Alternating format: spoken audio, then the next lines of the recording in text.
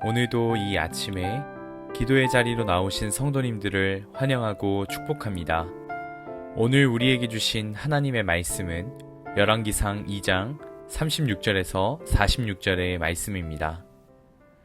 왕이 사람을 보내어 시므이를 불러서 이르되 너는 예루살렘에서 너를 위하여 집을 짓고 거기서 살고 언제든지 나가지 말라. 너는 분명히 알라. 내가 나가서 기드론 시내를 건너는 날에는 반드시 죽임을 당하리니 내 피가 내 머리로 돌아가리라. 시므이가 왕께 대답하되 이 말씀이 좋사오니 내 주 왕의 말씀대로 종이 그리하겠나이다 하고 이에 날이 오래도록 예루살렘에 머무니라. 3년 후에 시므이의 두 종이 가드 왕 마아가의 아들 아기스에게로 도망하여 간지라.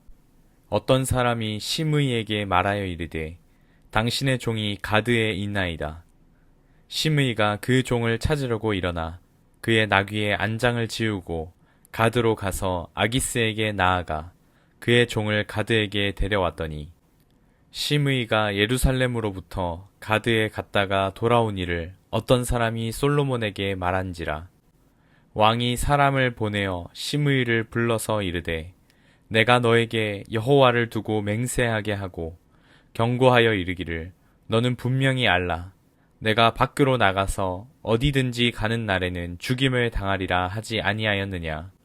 너도 내게 말하기를 내가 들은 말씀이 좋으니이다 하였거늘 내가 어찌하여 여호와를 두고 한 맹세와 내가 내게 이른 명령을 지키지 아니하였느냐.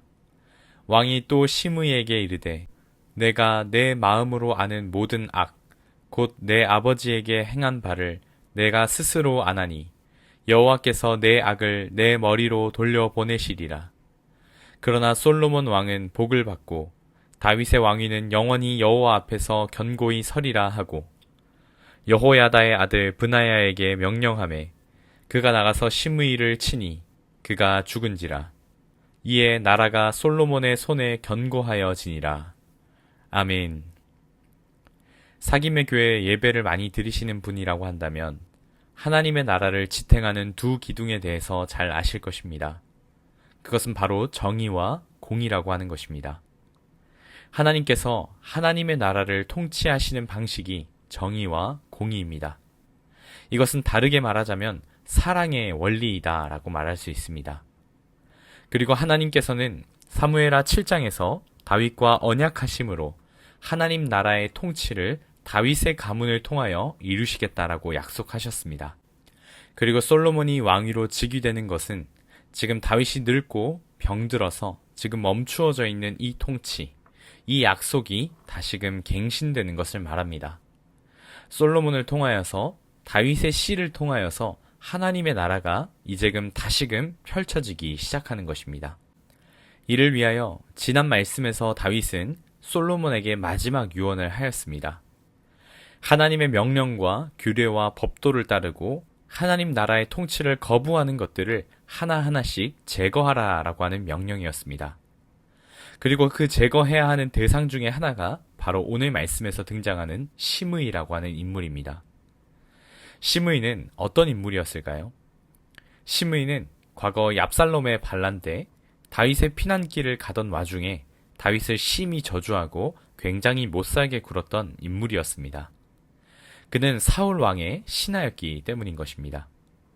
그리고 압살롬의 반란이 진압당하고 다윗이 다시금 예루살렘으로 귀환할 때 시므이는 왕 앞에 납작 엎드려 목숨을 구걸한 매우 기회주의적인 인물이고 매우 악한 인물이다 라고 할 수 있을 것입니다. 시므이는 영적으로는 이스라엘 안에 잠재되어 있는 죄라고 말할 수 있습니다.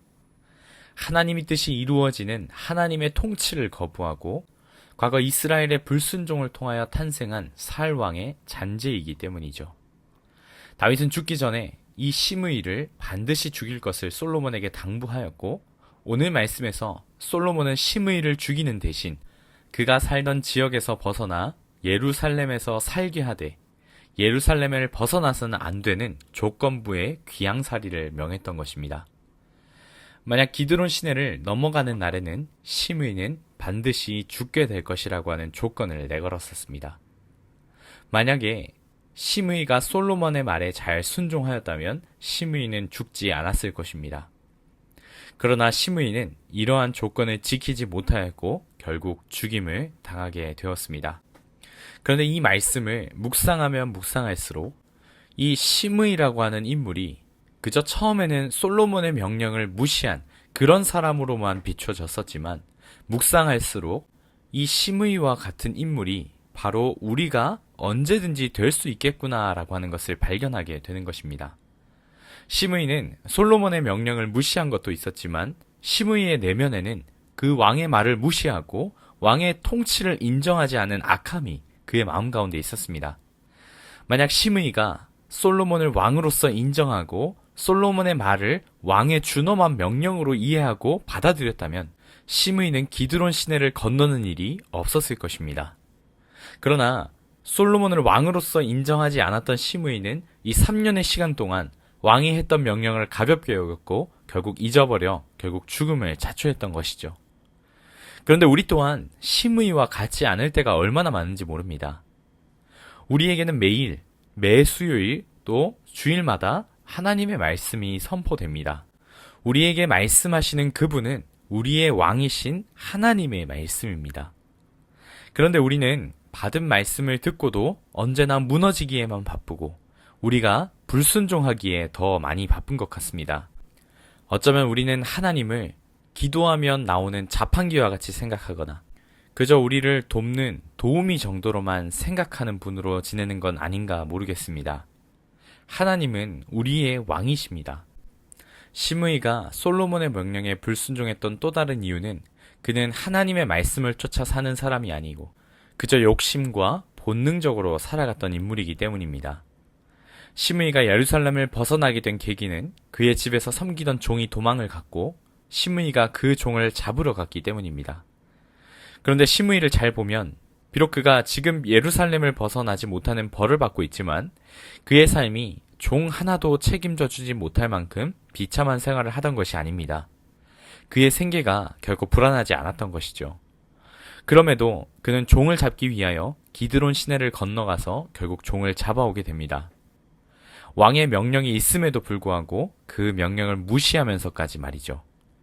욕심의 눈이 어두워져서 왕의 명령도 다 잊고 무시하여서 결국 죽음에 이르는 결과를 낳게 되었던 것입니다. 시므이를 죽인 후 성경에서의 평가가 이렇습니다. 46절입니다. 여호야다의 아들 브나야에게 명령하매 그가 나아가서 시므이를 치니 그가 죽은지라. 이에 나라가 솔로몬의 손에 견고하여 지니라. 시므이가 죽자 나라가 솔로몬의 손에 견고하여졌다라고 평가합니다. 시므이는 단순한 한 개인이 아닌 하나님께서 통치하시는 나라 안에서 하나님의 통치를 거부하는 죄이기 때문입니다. 그리고 시므이의 죽음은 하나님의 나라를 세우시기 위한 하나님의 일하심이었기 때문입니다. 시므이의 모습을 보면 이상하게 우리 자신의 모습이 떠오르게 됩니다. 우리도 하나님의 백성이라고 말하고 하나님의 통치는 받는다고 하지만 우리는 너무나 쉽게 하나님을 잊어버릴 때가 너무나 많습니다. 또 우리가 너무나 쉽게 욕심에 이끌려 살아갈 때가 많습니다. 하나님의 말씀을 듣기보다 내 눈앞에 어떤 욕심을 채워주고 내 욕망을 채워줄 그 무언가가 있다면 우리는 그것을 선택할 때가 너무나 많습니다. 오늘 말씀을 기억하면서 기도하실 때에는 이 시므이의 모습을 한번 보고 또 스스로를 한번 돌아보며 나아갑시다. 나의 일상에서 하나님을 너무나 쉽게 잊고 사는 것은 아닌지, 또 내가 욕심을 쫓아서 살아가는 삶은 아닌지 돌아봅시다. 만약 우리가 그러하다면 하나님 앞에 회개하며 나아가는 것입니다. 내 안에 시므이의 모습을 제거하며 나아갈 때 내 안에서 하나님의 통치, 하나님의 나라는 확장되어 갈 것입니다. 오늘 이것을 두고 기도하며 나아갑시다.